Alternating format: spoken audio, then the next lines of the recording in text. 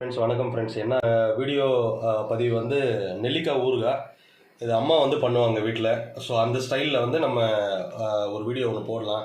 நெல்லிக்காய் ஊறுகாய் அம்மா எப்போவுமே இதை பண்ணி கொடுப்பாங்க, ரொம்ப ஹெல்த்துக்கு நல்லது அப்படின்ட்டு. ஸோ அந்த வீடியோ வந்து உங்களுக்கும் இதை பகிரலாம் அப்படின்றதுக்காக இந்த வீடியோ நான் போட்டிருக்கேன். ஃப்ரெண்ட்ஸ், இது வந்து நெல்லிக்காய் அப்படியே டைரெக்டாக பச்சை நெல்லிக்காய் அப்படியே கடையிலேருந்து வாங்கிட்டு வந்துட்டு இதை இந்த மாதிரி துண்டு துண்டாக கட் பண்ணிவிடுங்க. அதுக்கு முன்னாடி வந்து நல்லா வாஷ் பண்ணிவிடுங்க நெல்லிக்காவை மேலே. இது எதுவும் பாயில் எதுவும் பண்ண வேண்டாம். ஏன்னா பாயில் பண்ணி அதை நீங்கள் பண்ணிங்கன்னா ஒரு 3 months மேலே அது இருக்க மாட்டேங்குது. ஏன்னா அது அம்மாவோட டிப்ஸ் அது.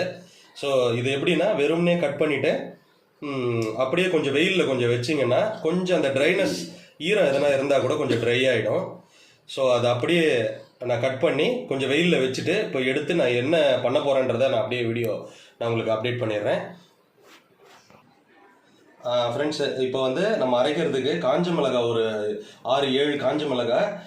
இதோட ரேஷியோ பார்த்தீங்கன்னா 1/2 கிலோ நெல்லிக்காய்க்கு இந்த குவான்டிட்டி ஒரு 6-7 காஞ்ச மிளகாய். கடுகு ஒரு 3 ஸ்பூன் எடுத்துருக்கேன், 3 இல்லை 3.5 எடுத்துக்கோங்க இந்த ரேஷியோக்கு 1/2 கிலோ நெல்லிக்காய்க்கு. ப்ளஸ் வெந்தயம் வந்து 1 ஸ்பூன் போட்டுக்கோங்க. ஏன்னா வந்து கொஞ்சம் ரேஷியோ கம்மியாக இருந்தாலும் கொஞ்சம் சில பேருக்கு கசப்பு ரொம்ப பிடிக்காது. ஸோ அதனால் வந்து கசப்பை கொஞ்சம் கம்மியாகவே இதில் போட்டுக்கலாம். கடுகு தான் நல்லா டேஸ்ட் கொடுக்கும். ஸோ இதை வந்து நம்ம ஜாரில் போட்டு அரைச்சிக்கிறோம் ஃப்ரெண்ட்ஸ்.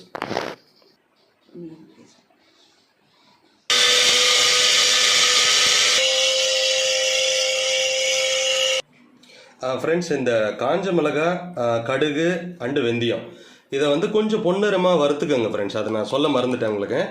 ஸோ அதை நீங்கள் வறுத்துட்டு கொஞ்சம் ஆற விட்டு அப்புறம் அரைங்க.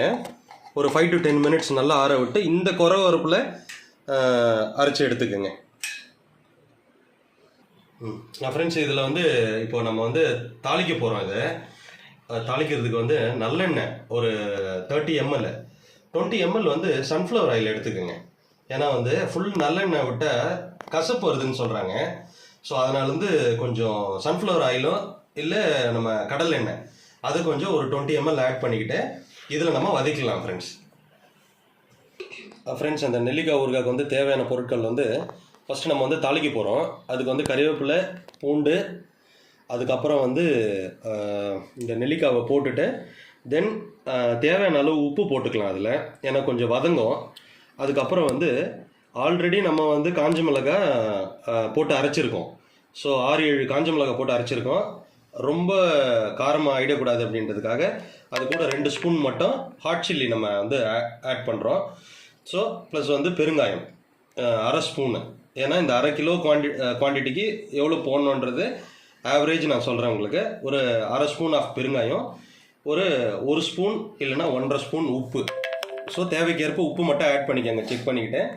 ஸோ இதை அப்படியே நம்ம வந்து எப்படி பண்ணணுன்றது ப்ராசஸ் பார்த்துடலாம். ஃப்ரெண்ட்ஸ், இப்போ வந்து நம்ம ஸ்டவ்வை பற்ற வச்சுக்கலாம். கடாயில் வந்து நல்லெண்ணெய் ஒரு 30 ml எடுத்துருக்கேன், ஒரு 20 ml சன்ஃப்ளவர் ஆயில் நான் இப்படி தான் ஆட் பண்ணுவேன். ஸோ இதில் ஆட் பண்ணிவிட்டு நார்மல் சூடானதுக்கப்புறம், ரொம்ப ஆயிலை சூடாக்க விடாதீங்க.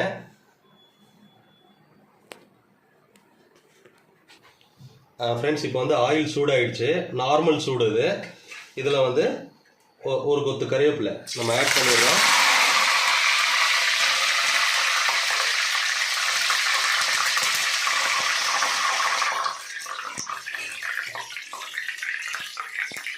ஆட் பண்ணிவிட்டு ஒரு 4 பல்லு பூண்டு, 4 இல்லை 5 பல்லு பூண்டு இதை தட்டி வச்சுக்கோங்க. இது டேஸ்ட்டுக்காக தான். இதையும் இதில் போட்டுட்டு ஜஸ்ட் ஒரு 2 நிமிஷம் இல்லை ஒரு 3 நிமிஷம் அப்படியே வறுத்து எடுத்துகிட்டு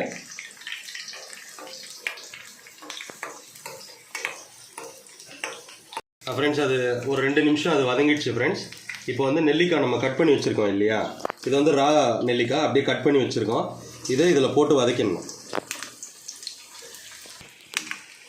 ஃப்ரெண்ட்ஸ், இப்போ அந்த நெல்லிக்காவை வந்து ஃபுல்லாக போட்டுட்டு இதை ஒரு 3 minutes to 5 minutes இதை வந்து வதக்கி விடுங்க.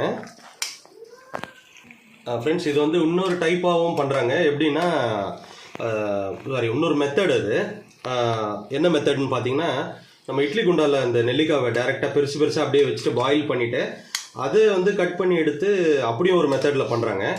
பட் அது வந்து ரொம்ப நாள் இருக்க மாட்டேங்குது அப்படின்றது, ஒரு 2 to 3 months தான் இருக்குது அப்படின்னு சொல்கிறாங்க. இது பார்த்தீங்கன்னா எக்ஸ்ட்ராவாக ஒரு 3 months 4 months எக்ஸ்ட்ரா வருது, ஒரு 6 to 7 months இல்லை ஒரு 1 year கூட வச்சு இதை யூஸ் பண்ணலாம் அப்படின்னு சொல்கிறாங்க. நம்ம கைப்படாமல் அதை எப்படி ப்ரொசீஜர்னால், அந்த எண்ணெய் வந்து கொஞ்சம் அதிகமாக அதில் இருக்கணும். மேலே இருந்ததுன்னா கை வந்து நம்ம டைரெக்டாக அதில் பற்றக்கூடாது, தனியாக ஒரு பவுலில் மாற்றிக்கிட்டு அதை யூஸ் பண்ணிக்கணும். ஸோ இது ஒரு மெத்தட் ஃப்ரெண்ட்ஸ் உங்களுக்கு.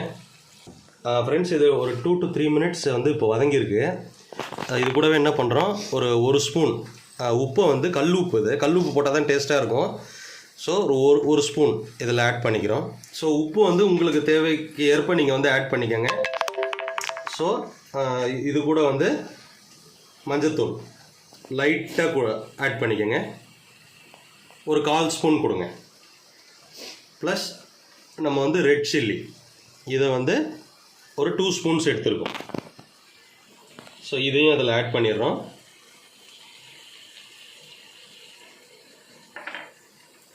பெருங்காயம் ஒரு 1/4 ஸ்பூன் எடுத்துருக்கோம், இதையும் அதில் ஆட் பண்ணிடுறோம்.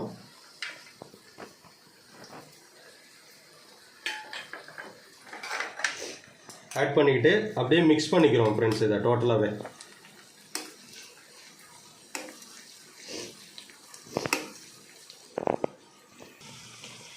ஃப்ரெண்ட்ஸ் அந்த ரெட் ஹாட் சில்லி போட்டோம் இல்லைங்களா, அது கூட வந்து ஒரு 1/2 ஸ்பூன் வந்து காஷ்மீரி சில்லியை ஆட் பண்ணிக்கோங்க, கொஞ்சம் கலருக்காக. தேவைன்னா உங்களுக்கு நீடட்னா போட்டுக்கோங்க, இல்லைன்னா வேண்டாம். இதையும் போட்டு நம்ம இப்போ அரைச்சி வச்சுருக்கோம் இல்லைங்களா, இந்த கடுகு, வெந்தயம், அப்புறம் காஞ்ச மிளகாய், இதை ஒரு 1 minute நம்ம வதக்க விட்டுட்டு அதில் எடுத்து அப்படியே ஆட் பண்ணிவிட்டு பவுலில் நம்ம வந்து ட்ரான்ஸ்ஃபர் பண்ணிக்க வேண்டியதுதான் ஃப்ரெண்ட்ஸ். ஸோ இது ஒரு 2 minutes வதக்கிட்டு அதையும் போட்டுட்டு ஒரு 2 minutes வதக்கிடுங்க. அதுக்கப்புறம் நம்ம ரெடி டு சர்வ் தான். பட் ஒரு 2 to 3 days நம்ம இதை வந்து எடுத்து பவுலில் மாற்றிட்டு கடுகு, வெந்தயம், அப்புறம் காஞ்ச மிளகாய் இதில் ஆட் பண்ணிடுறோம். ஸோ இது ஒரு 2 ஸ்பூன் வரும், 2 ஸ்பூன் மேலேயே இருக்கும், ஒரு 2.5 ஸ்பூன் கிட்டே இருக்கும். இதில் போட்டுட்டு ஒரு வதக்கிட்டு நல்லா ஆறுனதுக்கப்புறம் கண்ணாடி பவுல்லையோ இல்லை பீங்கான் பவுல்லையோ மாற்றி ஒரு 2 to 3 days கழித்து இதை நீங்கள் யூஸ் பண்ணிங்கன்னா ரொம்ப நல்லாயிருக்கும். இதில் இன்னொரு டிப்ஸும் இருக்குது. என்னென்னு பார்த்தீங்கன்னா, இது கூட வினிகர் ஆட் பண்ணிங்கன்னா இன்னும் ஒரு 3 மாதம் எக்ஸ்ட்ரா, அதாவது 7 months சொன்னேன் இல்லைங்களா, ஒரு 1 year வரைக்கும் அதில் வச்சு நம்ம சாப்பிட்லாம் அப்படின்றது டிப்ஸு. ஸோ தேவைக்கு ஏற்ப வேணும்னா யூஸ் பண்ணிக்கோங்க வினிகர், இல்லை எனக்கு போதும் அப்படியே நான் வந்து டைரெக்டாக சாப்பிட்டுக்கிறேன்னா நம்ம சாப்பிட்டுக்கலாம் ஃப்ரெண்ட்ஸ். இந்த வினிகர்லாம் வேண்டாம் அப்படின்னா. ஃப்ரெண்ட்ஸ் இப்போ அந்த பவுடர் கடுகு, வெந்தயம், காஞ்ச மிளகாய் இதை போட்டதுக்கப்புறம் இந்த மாதிரி பதத்துக்கு வந்துடணும். வந்ததுக்கப்புறம் ஒரு 2 minutes தான் ஸ்லோ ஃப்ளேமில் வச்சு இதை இந்த மாதிரி பண்ணுங்கள். பண்ணிவிட்டு சூடு ஆறுனதுக்கப்புறம் பவுலில் மாற்றுங்க. அது வரைக்கும் இல்லைன்னா பீங்கான் பவுலில் அதில் மாற்றிக்கங்க. ஸோ ஆறணும். இந்த வீடியோ உங்களுக்கு பிடிச்சிருந்தா லைக் பண்ணி, கமெண்ட் பண்ணி, ஷேர் பண்ணிக்கோங்க. மறக்காமல் சப்ஸ்கிரைப் பண்ணுங்கள் ஃப்ரெண்ட்ஸ். இந்த மாதிரி உங்களுக்கு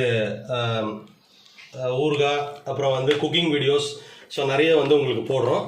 அது யூஸ்ஃபுல்லாக இருந்தால் நீங்கள் எடுத்துகிட்டு சப்ஸ்கிரைப் பண்ணிக்கோங்க ஃப்ரெண்ட்ஸ். Thank you so much. பாய்.